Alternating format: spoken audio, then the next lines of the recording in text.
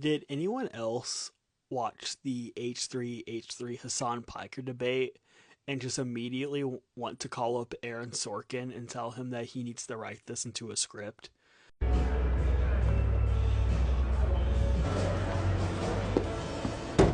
Mr. Sapp. Mark! Mark! He's wired in. Sorry? He's wired in. Is he? Yes. How about now? You still wired in? This debate, to me, it raised my blood pressure more than a Safdie Brothers movie did. And again, the tension and the conflict and the drama between two friends who are now torn apart and have become enemies, to me, is so fascinating and so Shakespearean. And I know that is not the point of this. The point of this is they're actually discussing a topic that is so important to our world.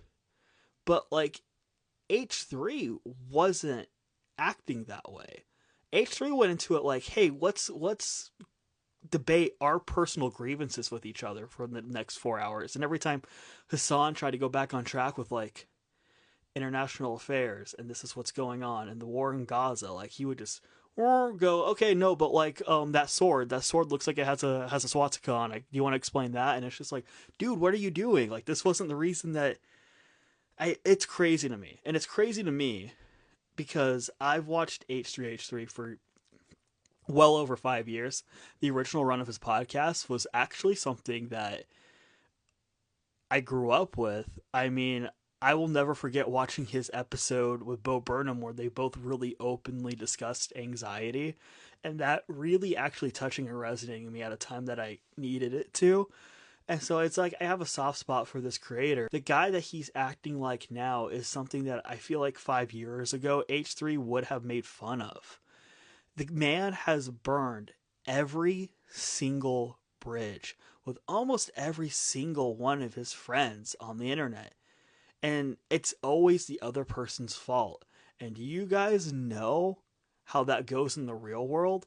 Why would it be different online?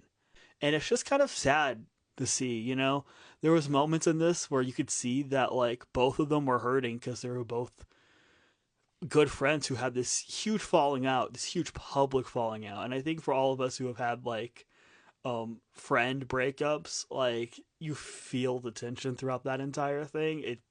It's palpable. And once again, I think it's inherently cinematic.